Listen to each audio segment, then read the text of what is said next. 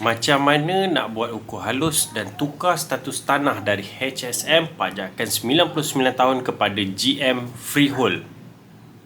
Assalamualaikum. So, ada dua soalan dekat sini. Pertama, macam mana nak buat ukur halus?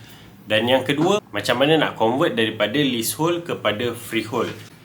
Okey, sebelum aku share dengan lebih panjang, kita kena faham apa beza qualified title dengan final title. Qualified title ni, dia belum ukur halus, dia belum muktamad, dia tak boleh subdivide, partition ataupun amalgamate. Kalau dalam bahasa Melayunya, dia tak boleh pecah sepadan, dia tak boleh pecah bahagian, dan dia tak boleh cantumkan. Kalau ada dua plot tanah ataupun dua lot tanah ni, dia tak boleh amalgamate, dia tak boleh cantumkan.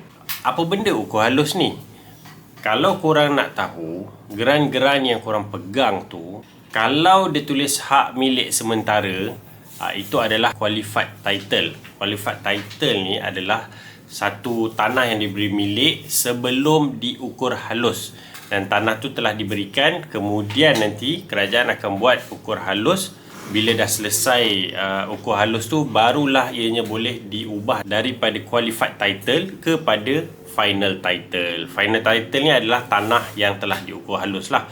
Walau bagaimanapun, pemilik hartanah yang titlenya adalah hak milik sementara ataupun qualified title ni, dia boleh pajakkan tanah dia, tanah ataupun hartanah lah, termasuk rumah, ataupun dia nak mendapatkan gadaian, maksudnya dia nak dapatkan pinjaman, ataupun dia nak menjual. Hak milik sementara ataupun qualified title ni, dia ada dua jenis. Kalau korang tengok dekat title korang, dia tulis HSD. Itu adalah kategori hak milik sementara pendaftar yang didaftarkan di Pejabat Tanah dan Galian PTG. Dalam satu negeri ni ada satu je PTG. Dan yang kedua, hak milik sementara pejabat tanah.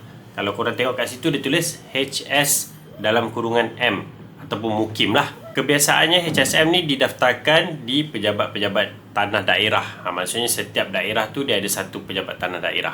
Okey, untuk final title pula adalah tanah yang telah diukur halus oleh kerajaan ataupun pihak berkuasa negeri. Setelah diubah daripada qualified title kepada final title yang asalnya HSD ataupun HSM tu, korang akan dapat final title dalam bentuk dokumen hak milik, sama ada geran mukim, pajakan negeri ataupun pajakan mukim. Geran dan geran mukim adalah tanah jenis pegangan bebas ataupun freehold. Pajakan negeri ataupun pajakan mukim adalah jenis pajakan, sama ada 99 tahun ataupun 999 tahun.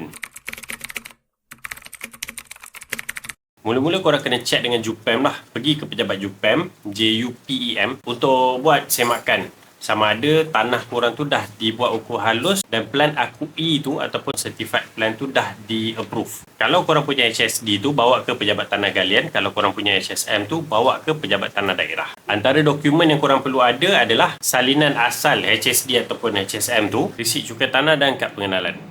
So, proses dia tu tak adalah susah sangat, cumanya lambat je.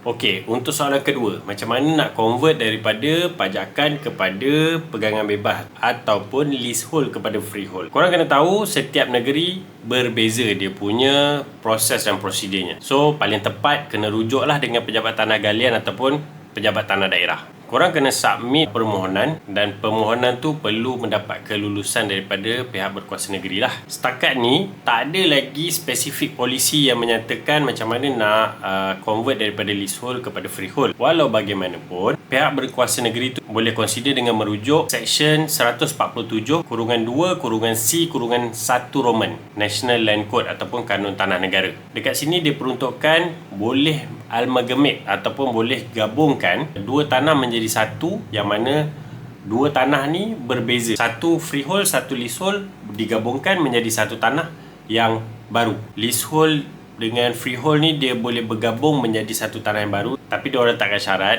yang mana tanah freehold tu lebih besar daripada tanah leasehold. Ada ke tanah-tanah yang leasehold dah berjaya di-convert kepada freehold? Ada. Di bawah peruntukan Section 147 Kanun Tanah Negara ataupun National Land Code, Condition for Approval of Amalgamation, gabung tanah tadi, iaitu pemiliknya adalah Kuan Sun Realty Development Sdn Bhd, 1080 square meter, 1080 square meter di Pekan Pendalaman Kelang. Selain tu ada juga Shang Villa di Kelana Jaya berjaya mendapatkan land title daripada leasehold kepada freehold, dan di Negeri Sembilan dia dah keluarkan guideline macam mana nak convert daripada leasehold kepada freehold untuk kawasan Sikamat, Ampangan dan Paroi. So basically, boleh ke kita nak convert leasehold kepada freehold? Boleh. Ada kes-kes yang berjaya di convert daripada leasehold kepada freehold. Tapi untuk convert daripada leasehold kepada freehold, yang ini mencabar. Bukan mencabar sikit, tapi mencabar banyak. Bukan mudah untuk kita convert leasehold kepada freehold. That's why bermula dengan Kanun Tanah Negara 1965 ni sampai hari ni, hanya ada beberapa tanah yang diberi milik saja berjaya convert daripada leasehold kepada freehold. So paling tepat kalau korang nak tahu detail, korang pergi je Pejabat Tanah Galian ataupun Pejabat Tanah Daerah untuk mendapatkan penerangan yang lebih tepat dan terperinci untuk proses-proses ni.